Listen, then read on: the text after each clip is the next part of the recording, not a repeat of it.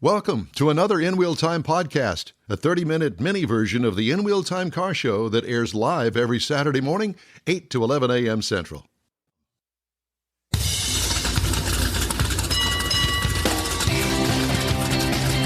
Podcasting and streaming around the globe. It's the In Wheel Time Car Talk Show, brought to you by Mecum Auctions Houston. The last day at NRG Center today. They had some good stuff yesterday. Just ahead, the executive editor of The Drive, Jeff, has a feature on the four-door Corvette prototype. What? A four-door Corvette. Mm-hmm. You've probably never seen it. You go into if you're watching on video. It's just ahead on the In Wheel Time Car Talk Show. Howdy, along with Mike out of this world, Mars. We always need more Jeff Zekin. I'm Don Armstrong. Glad that you could join us on this Saturday for our live edition of the show. If you're listening on a podcast, we thank you for that as well. We get a fresh, new podcast 6 days a week on this program, and then we do the live program on day 7. Mm-hmm. It's kind of like Sunday going to church. Yeah. Right? We pray that we get on the air. You know, whatever we do in the studio, it's truly amazing to me. We can screw it up from week to week, and somehow, today, on many of the, was it the live channels? Many of the live channels. It was just the Facebook and YouTube. We had some glitches this morning. Yeah. Well, and we still have ran. We were on iHeart. Straight up at the top of the iHeart ran fine. Despite the fact that I had it not really queued up to do that. It was kind of, I do not understand. And we got here 30 minutes earlier than we normally do. So we wouldn't have these problems, and we had them anyway. When we leave today, everything is turned off. Cameras are quieted. Everything's shut down. No one comes in here for a week. And then when we come back, something screws up. It's the gremlins. Yeah. Never fails. Yeah. Andrew Collins, the man behind an online publication called The Drive. He is our guest right now. Andrew, a pleasant Saturday morning to you. How are you, sir? Yes, you as well. I'm doing good. Can you guys hear me okay? We can hear you loud and clear, brother. Excellent. I like your Beetlejuice shirt. Is that what it reminds you of? Doesn't it? Come for your daughter, Chuck. There's that. So tell me about The Drive. Yeah, so The Drive is the chronicle of car culture, kind of an automotive news website. We do product reviews, car reviews, and of course, like us. Yeah, exactly. Kind of like you guys. Where are you located? I'm currently in Denver, Colorado. I spend most of my time in the Hudson Valley of New York, but we have staff all over the country, LA, Indiana, up north, Portland, Oregon. It's very widespread. Now, are you a radio or TV guy? We're mostly online, actually. I know, but I'm talking about you personally. Your background. Well, a little bit of both, I guess. Done some appearances in the automotive realm on all kinds of platforms, radios and TV shows and all that good stuff. I see. So you weren't a jock at some time or did news on the radio or TV? Not as a full-time gig, just made appearances on shows like yourselves, and kind of bounced around. Okay. Well, because you hold yourself as a really professional guy, and obviously in a professional setting. So, giving you kudos if I can. Okay, good. I appreciate that. Thank you. So tell me about the show. What's the format? Is it a weekly show? Is it on the online all the time? So there's a couple of different. So The Drive itself is like a news website, like the New York Times or CNN or Fox or anywhere you get your text-based news. And then we're on YouTube as well with on The Drive on YouTube, also easy to find. And every week we're currently running a show called Charisma, Carisma, kind of a little pun there, and that's kind of where we're looking at very unique, like custom cars and the people who have built them. So, like we've got an old BMW with a Nissan engine swapped into it and five-cylinder Volvo that's heavily modified, and kind of go into like the backstory of the person and the hot rod, right? So you get like their relationship with their car and kind of cool stories like that. So that's been pretty fun lately. Gee whiz, we should have drug you with us to go on the hot rod tour here. We're going to have down in Texas in a couple of weeks. Oh, yeah. I bet you got some great ones down there. Well, 350 cars. We go from along the coastline down in Victoria, Texas, and we head north through the famous Texas Hill Country and wind up in Lukenbach, Texas. Nice. That sounds fun. Yeah. So that's our next big adventure. They were headed out of the studio on a few weeks. Yeah, we do remotes and that sort of thing at different car events. So your stuff is a little bit different than our stuff. Yeah, a little bit. We don't necessarily. It sounds like you kind of focus on like the classic American muscle, which we touch on a little bit. But yeah, we kind of try to just cover a little bit, dabble in a little bit of everything. Well, and that's us as well. We do car reviews. We get press cars. Mars and I do, and so we do car reviews as well. And so your stuff is updated, obviously, every day. Oh, yeah. So on the website, there's new text-based stories every day, at least like 8 or 9 new stories, whether it's news and usually like a couple of car reviews a week. But, the news is always popping off. So there's new stuff every time you refresh the page. Do you guys cover anything that goes on in Detroit with the big three? Yeah, absolutely. I mean, everything that has to do with basically the industry. And we try to write for a pretty broad audience, so we don't necessarily get into as specific as like big three executives changing hands or things like that. But anything that the car consumer can use and potentially affects, how your relationship with your car is going to change, we definitely try to cover. So, are your reporters? Are they all journalists? Are they freelancers? How does that work? Yeah, we've got a staff. Staff size fluctuates a little bit, but yeah, pretty much everybody is. I think you could consider us all journalists. We all come from different backgrounds. I studied anthropology in school personally and kind of worked in the automotive finance world for a while. I've worked in a lot of different aspects of the car biz and now have been reviewing cars for over a decade. So I've got pretty deep into that at this point. Yeah. Well, we can relate to that. Mm-hmm. Mars, how about you? Yeah, I find it very interesting to see what everybody else is doing. I made several visits to his site. I'll say it that way. Good. And because they do have a lot of information there. I come from a Chippendales background. Do you? Yeah. I kind of felt that. I know that Bald is back. Mm-hmm. Yeah. So I'm thinking, well, there you go. Mm-hmm. We have Mr. Mars down there in the end. He was the former president of the Texas Auto Writers Association for several years. Yeah, several years. And Jeff, nice. Jeff is our tire god. So he he went around the world with Pirelli and Goodyear and other tire manufacturers. Cool. So, and I'm just the schlup that fell into all of this through broadcasting. So that's how our he pulled us in. Yeah, I will say I did kind of get my start in something like what he's doing, except in the print world. I was doing freelance work for like street trucks and trucking and diesel world, people like that down here in Texas, because it was a lot cheaper to hire me than it was to fly them out of L.A. over to here. Right. So that's kind of where I got started.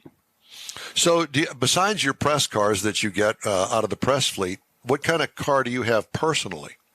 Yeah, I've got a pretty eclectic fleet. I've got a 1975 International Scout. That's probably my oldest. That is my oldest. I've got a 98 Mitsubishi Montero. That's like an SUV type thing that's kind of modified for off-road adventures. I've got a 8th generation Honda Civic I use for racing because it's cheap to run. I've got a couple of BMWs. Got a BMW 3 Series Coupe E46. That's just kind of like our backroad cruiser. And then the pride of the fleet. Wait a minute. The BMW is the backroad cruiser. He needs to be introduced to the Lilienthals. The Lilienthals. There's that. Yeah. Do you know the Lilienthals up in Portland?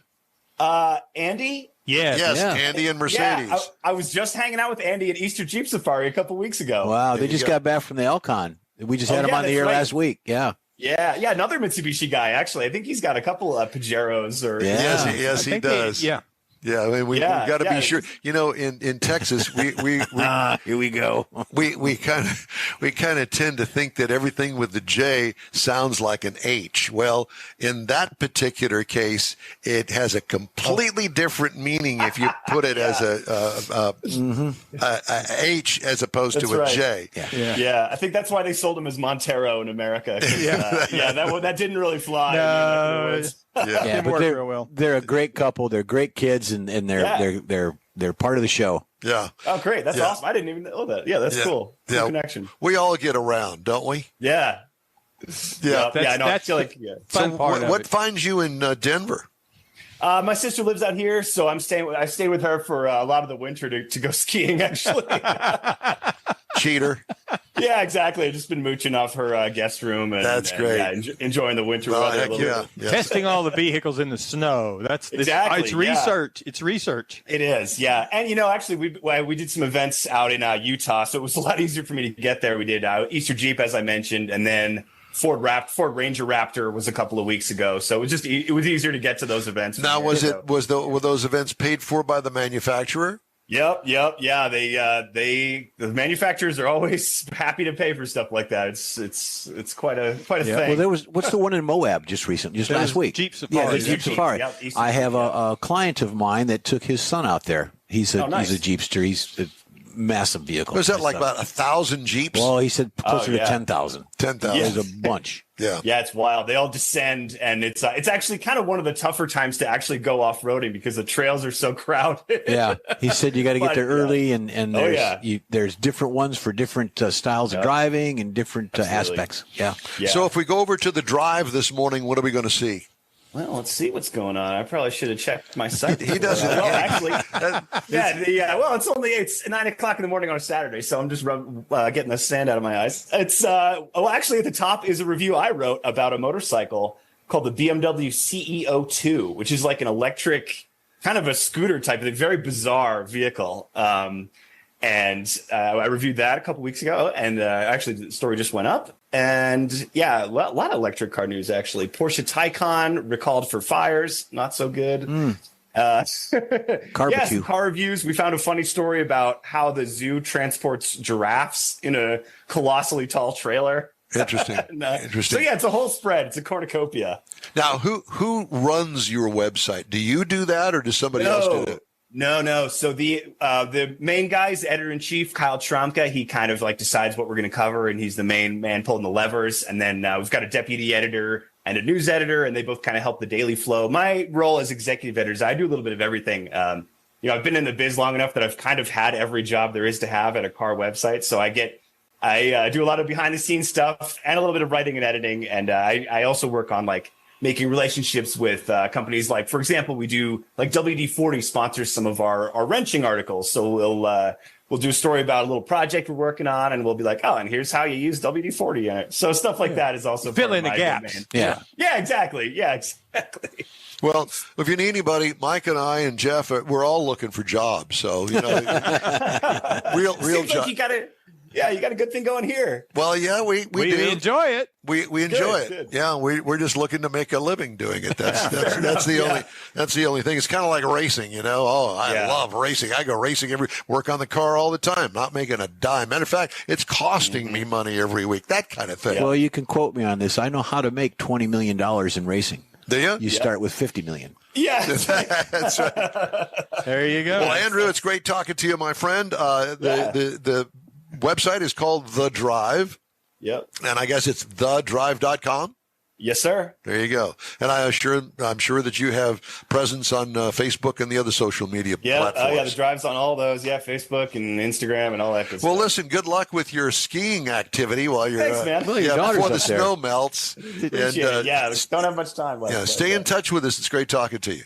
Likewise. Thanks. Thank you. Nice young kid. They're all kids nowadays. They're all kids. Yeah, unfortunately.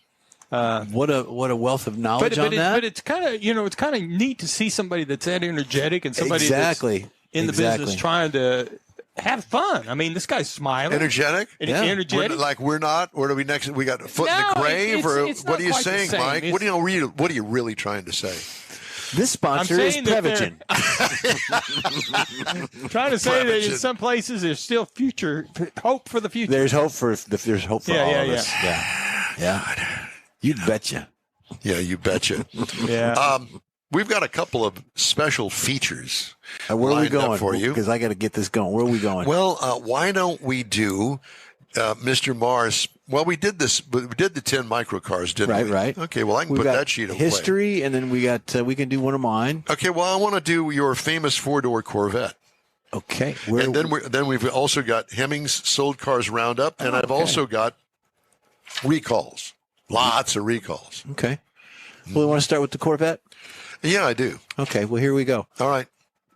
This is a super rare Corvette according to what they tell me. It's a long four-door C3. No, this isn't it. This is it.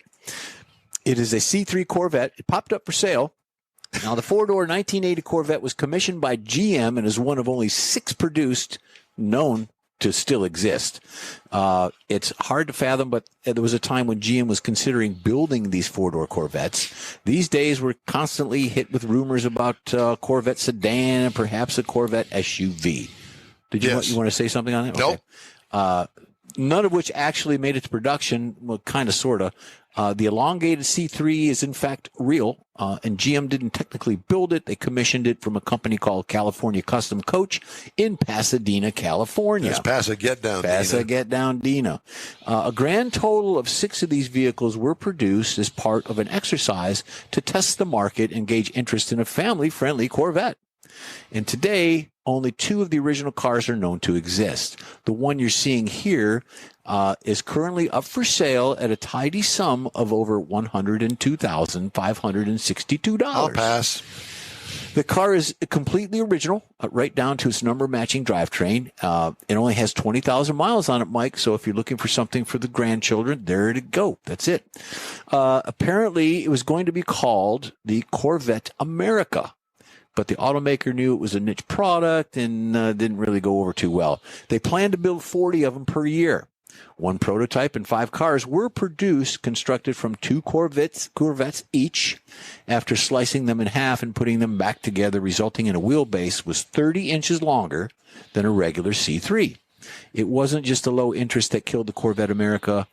It was the limo look, super cab-sized length, and the car's exorbitant cost.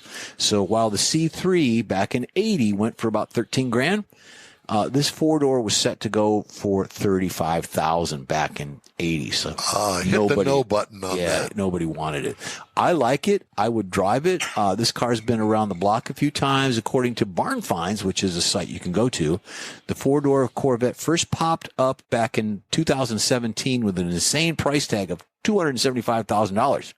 Then it resurfaced in 2019 on Craigslist for about 119. So will it sell for the 102? Who knows? Oh, probably. Some rich guy will buy it. Just because it's that unique.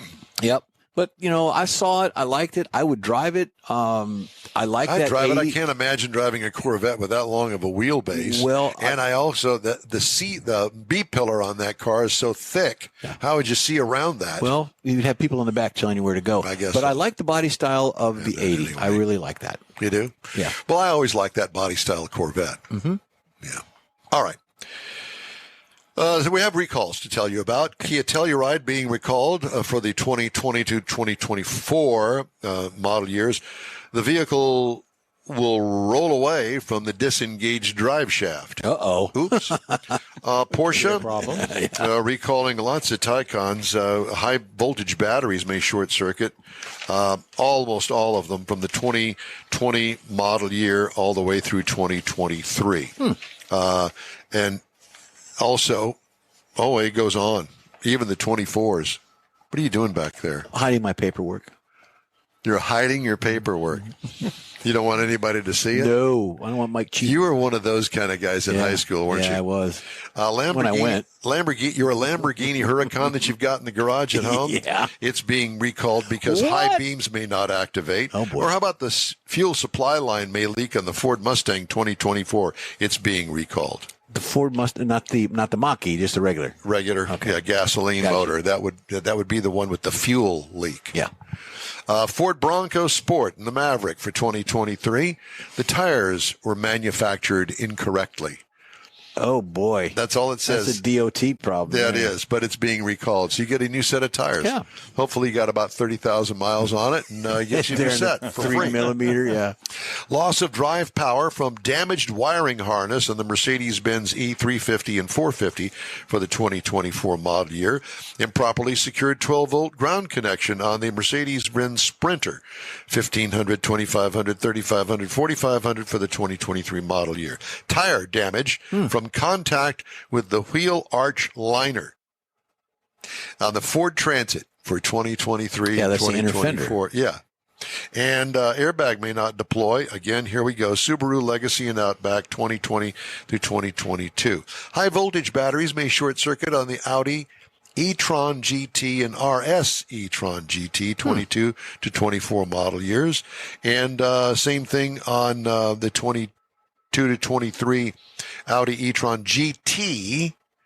And I don't know why they've got it on here twice, but it's 2 recalls anyway. You got an Audi, you got anything, look it up. Yeah, go to safercar.gov and type in your VIN number, and it'll tell you whether your car has been recalled or not. Chrysler Pacifica and the Voyager for 24. The windshield may detach during a crash, so Well, don't crash it. Aren't they supposed to have some type of give? Like you've got your crash. Crumple zones in the fenders. Yeah, but I don't think that the windshield's supposed to fall out. Okay. I think it's supposed to stay intact. So if you're not wearing your seatbelt, you won't get thrown through the hole that was left by the windshield. Yeah. Yep. All right. What else am I missing? Oh, I wanted to do the cruising calendar is next half hour. What else? What else do you have? Anything else, Mr. Mars? Auto history. Auto history. Well, you want to do that? All right. If you give me just a second here. All right. Well, I can do that. You have to pull up. See, we got this all balled up this morning because we had guests that, I can't do it this time, that we said we were going to do it, but we had to move it to another time. Well, and plus just there's a lot of juggling going on. Lots of juggling going on. And speaking of juggling. Juggling. April 1888, Bertha Benz, wife of Carl Benz. I knew her. You probably dated her in school. Took the and Benz, got divorced. He needed the money. Benz patent motor wagon number 3 on a 65-mile trip over in Germany without her husband knowing about it. She stole it. Yeah. And this was considered the first long-distance automobile trip, and it demonstrated the viability of the automobile as a practical mode of transportation. She was doing wheelies with it. She was a hero. But she did figure out she's considered the disc brakes. She was going downhill and she couldn't stop, so she had a guy put some leather pads onto her wooden brakes on her wooden wheels, and that's where disc brakes evolved from that. Well, there you have it. She's a trendsetter. Mm-hmm. Look at 1970. We go from this to 70. Yeah. The AMC Gremlin was introduced. You know what? Those were ugly cars at the time, but wouldn't you love to have one of those today? Absolutely, with the LSN. There are a lot of racers, a lot of dragsters, big blower on it. Yep.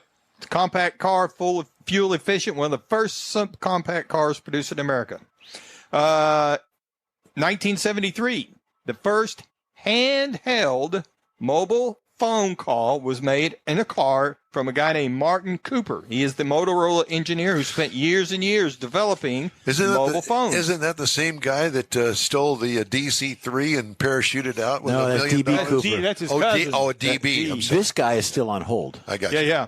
So the phone actually became available in 1985. It took 10 hours to charge it for a 30-minute conversation. It sounds like my EV that I had. And it cost $3,995. Just like your EV. Kind of like the $83,000 EV that I couldn't find a charger that worked to charge the car. There you go. Your payment for charging it was the same price as this phone. Oh, my God. And lastly, on this date, April the 1st, 2004, Google announced the launch of Google Maps. Not necessarily a car event, but it has changed the way people figure out how to get from point A to point B. And it still is screwed up. They haven't got it right yet. Destination's on the right. No, it's not. That's a field that's in the right. I didn't type in an address for a field. No, it still gets it wrong. I don't use it. I use other things. What do you use? Well, Waze generally. This says it's good. This is from San Jose to San Francisco, but do you know the way to San Jose? Thank you. I knew you were going to go there. There you it's go. a long ways for that one, Jeff. There you go. It's a long way to Tipperary. Tipperary. Yeah. Tipperary. Temporary, whatever. Didn't Frank Sinatra sing that? I don't know. I don't Boys, know. I believe. Beastie. Oh, God. We used to dance to it. Did you? Yeah. Great. Well, guess what we're going to do now? We're going to do Jeff's cruise-in calendar. Oh, yeah. It's right here. I got it. Oh, there are a bunch. Oh, my goodness. Well, the most important one is the one tomorrow. Right. But there's like 15 different ones today going on in different parts of Southeast Texas. Let's just do it for the ones in the afternoon today. Okay. Well, some of them are going all day. Some of them started at 8 o'clock this morning, like the Bluebonnet Cruise from Buc-ee's and Katy. They're going to go out and do the Bluebonnet Cruise. So that's not a cruise in, that's a cruise. It's just a cruise. Okay. Then you got Coffee and Cars in Houston at Post HTX 401 Franklin Street in Houston. The old post office. Right. That's going on right now, as a matter of fact. And you got Torque Houston Cars and Coffee at Nose Cafe at 2120 Spring Stubner in Spring, Texas. That's going on right now. Actually, that's tomorrow. That one's tomorrow. I apologize. The O'Reilly Baytown Mike car show is coming up. That's at 7416 Garth Road in Baytown. That's from 9 to noon going on right now. Stop by there later. Yep, you could. And then tomorrow, we'll save the best for last, but you've got the weekly car meet up in Willis. What you talking about, Willis? At the D&M True Value in 400 West Montgomery Street in Willis, Texas. And then, of course, the big one. The one we all go to tomorrow is at the Avalon Diner. It's Chrome and Coffee. And that is 9 to noon. 9 to noon. I'll see you there. Yep. That's I might the goal, even make an adventure up there in my caddy. Which one are we doing here? Are we doing this one? We are going to do number 3, which is this one. No. Yeah. No, we're not there yet. Okay. Well, we just did that. We can do that one again. Okay. Well, you want to do this one then? Yeah, we'll do that one. Let me get out of this and we'll do that. All right, fine. Are you ready, Mike? I'm going to go talk to Jeremy. Y'all go ahead on. I'm going to go talk to a man about his dog. Hold on.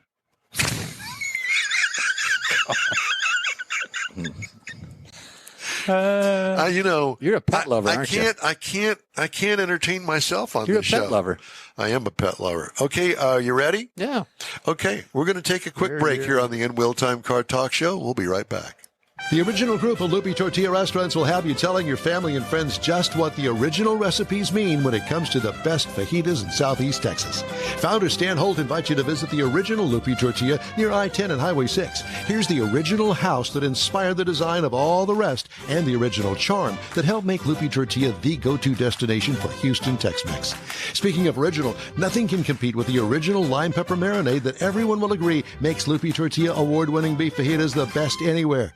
Loopy Tortilla Katy is another location that gives you the same quality and service Houstonians have come to expect at Loopy's. It's located just off I-10 and the Grand Parkway at Kingsland Boulevard in Katy. Find yourself in Aggieland? Head to the Loopy Tortilla in College Station, located just around the corner from Kyle Field. It's a great place to enjoy those famous frozen margaritas before or after the game. Headed east to Louisiana, stop in at the Loopy Tortilla in Beaumont. It too's on I-10. You can't miss it. The original group of Loopy Tortilla restaurants invites you in for the best Tex-Mex anywhere. You own a car you love. Well, why not let Gulf Coast Auto Shield protect it? Houstonian John Gray invites you to his state-of-the-art facility to introduce you to his specialist team of auto enthusiasts. We promise you'll be impressed. Whether you're looking to massage your original paint to a like-new appearance, apply a ceramic coating, install a paint protection film, nano-ceramic window tint, or new windshield protection called ExoShield, Gulf Coast Auto Shield is where Houston's car people go. Curbed your wheels? Instead of buying new, why not have them repaired? How about a professionally installed radar detector? Gulf Coast Auto Shield does that too. Get a peek inside the shop and look at the services offered by getting online and heading to gcautoshield.com. Better yet, stop by their facility at 11275 South Sam Houston Tollway, just south of the Southwest Freeway, and get a personal tour. Gulf Coast Auto Shield is your place to go for all things exterior. Call them today, 832-930-5655 or gcautoshield.com. By the way, I wanted to remind you that if you are headed out to the Mecum auction today, the doors are open, and they'll be open until they run all the rest of the cars through the auction today. So I would invite you to go out and check it out if you've not gone at all. We'll be right back. Pro-Am Auto Accessories has been serving Houston's auto enthusiasts since 1984, providing world-class products for sports cars, European sedans, and American muscle. Pro-Am is known as the place to go to find exclusive and hard-to-find parts and accessories. Pro-Am is one of the very first distributors in the USA for brands such as Recaro, Redline, Momo, Corbo, and Simpson. Located in the heart of Houston's premier retail and service corridor, the Galleria area, Pro-Am's walk-in storefront includes an 8,000-square-foot warehouse, showroom, and installation bays. Pro-Am not only sells parts and accessories, but also offers installation and service. Pro-Am is now reaching a worldwide audience through Pro-Am.com, taking its local reputation to the rest of the world. At Pro-Am Auto, you'll be dealing with a small group of professionals who truly want to help you with your automotive needs. If you don't see what you're looking for on the website, call and Pro-Am will lend you a hand. Pro-Am Auto, 6125 Richmond at Green Ridge and Houston's Galleria area. Call them at 713-781-7755. Want to feel good about something special you did for someone special? In Wheel Time and the original Lupi Tortilla group of Tex-Mex restaurants have joined together to help a very worthy cause, God's Garage, a Christian-based 501c3 charity. We know there are lots of places and organizations out there where you can donate a car, truck, or SUV, but we're asking you, our car enthusiast family, to consider donating to God's Garage. Visit godsgarage.org and learn about its mission, the women that have been helped, how each one is screened, and about their Restore You program. A car donation is an easy way to make a difference in the lives of others. God's Garage needs good operating vehicles, but will take all types in working and non-working condition. Make your heart and soul feel good by donating your gently used vehicle and help support single mothers, widows, and wives of deployed military at godsgarage.org. Mecum Auctions, the world's largest collector car auction company, returns to Houston, Texas, April 4th through the 6th at NRG Center, featuring 1,000 muscle cars, Corvettes, trucks, customs, and more. Broadcast on Motor Trend TV and streaming live on Max. From avid collectors to those new to the Mecum experience, we welcome everyone. Register to bid now at mecum.com. That's it for this podcast episode of the In Wheel Time Car Show. I'm Don Armstrong, inviting you to join us for our live show every Saturday morning, 8 to 11 a.m. Central on Facebook, YouTube, Twitch, and our InWheelTime.com website. Podcasts are available on Apple Podcast, Spotify, Stitcher, iHeart Podcast, Podcast Addict, TuneIn,